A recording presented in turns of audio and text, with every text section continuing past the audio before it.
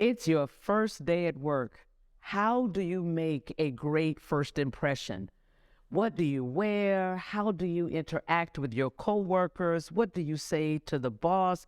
What should you do to put yourself on a path that goes up, up, up from here, a path of success? Well, first of all, let's talk about your overall attire. Every job has a uniform. Every job has a uniform. When you're interviewing for that job, and especially if you have an opportunity to do what we call a sale day, meaning they have given you the offer, you're trying to make your decision about whether or not you're going to join, and you go to the organization to spend a day before you make the decision. And oh, by the way, you should always ask for a sale day. Even if you get the job that you've been interviewing for, even if you know it is highly likely that you take the job, you should say, before I say yes, can I spend a morning at the organization? Can I spend an afternoon? Can I spend a whole day? I'd like to see the organization, get a feel for the culture, talk to a few more people so that I can have the highest confidence ever. I'm excited about the offer. I'm pretty sure I'm going to join, but I'd like to do this before I say yes. That'll give you an opportunity to see how you feel as you're walking around the organization, as you're meeting other people. And when you get to the organization to do the sale day or to talk to some other people, or even as you're there doing your third round of interviews, observe the culture, observe the uniform. Do people dress down? Does dress down mean khakis and a blazer? Does it mean a nice pair of dress pants and a shirt, or a button-down collar, or even a collared polo shirt? What does it look like? How do they interact with each other? Every job has a uniform. So on your first day, you want to show up in the uniform for sure. Most organizations have you do onboarding in that first day, filling out a few applications, maybe filling out your 401k form, maybe filling out health forms or other things. But on that first day, you should seek to make contact with the people who brought you into the organization, the people who recruited you into the organization. And then you should ask them, who else do I need to meet?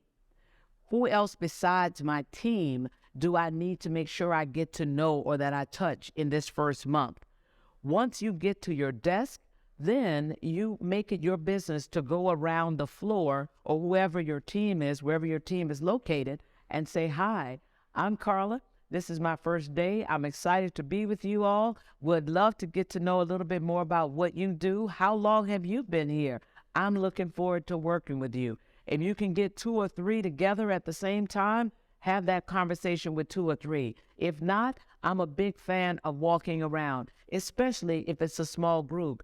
Even within an organization of 85,000 people, it is divided into smaller departments, smaller teams, smaller groups. So it makes sense for you to be able to touch 5 or 6 people on your first day.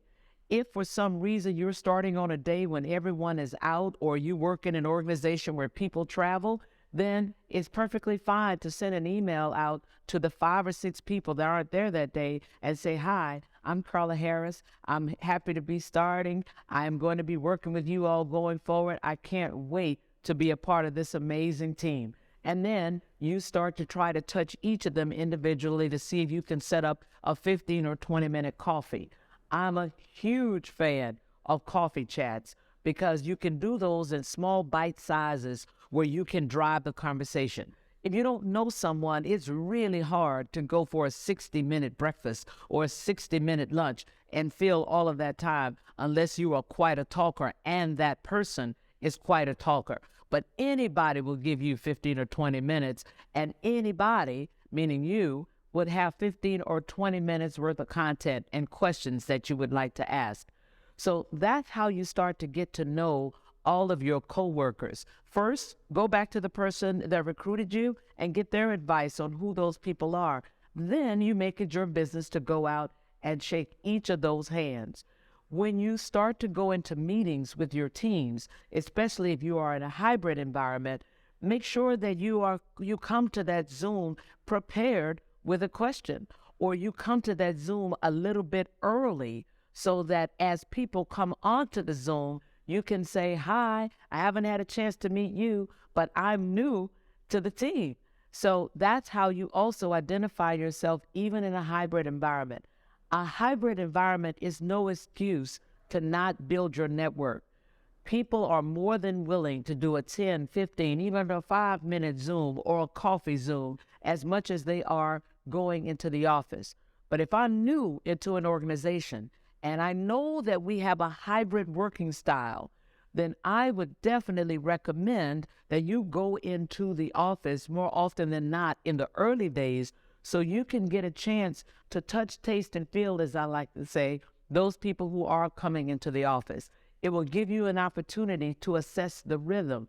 Do the senior people come in on Tuesday, Wednesday, and Thursdays? Do they come in only on Wednesday and Thursday? Is anybody in the office on Friday? Is anybody in the office on Monday? What's the cadence that the executive assistants come in? You want to get to know them. A tip for you, the executive assistants are some of the most powerful people in any organization. They are the gateway to the senior people in the organization, and they generally know more about the culture than almost anybody else, especially if they've been there for 15, 20, or 25 years. So they can be a very valuable source of information as you learn about your organization. Now, you get your first assignment. You might want to talk to someone else on the team who has done that kind of assignment before. And the way you want to approach them is, hey, Rick, I am now going to do my first presentation. Here's how I'm thinking about it. Am I thinking about it in the right way? Are there certain things that I should be aware of, the way so-and-so likes to have the presentation? Are there certain questions that I need to ask when I'm going for the follow-up on this assignment before I finish the presentation?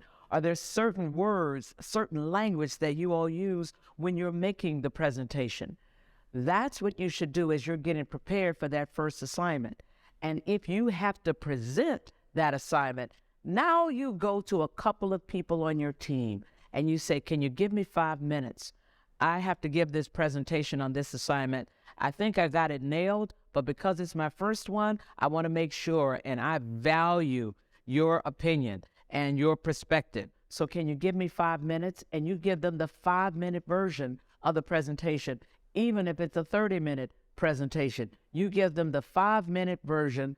Here's what I'm trying to do. Here's the research that I did in order to get here. Here's the conclusion, and here's my recommendation. Boom, boom, boom.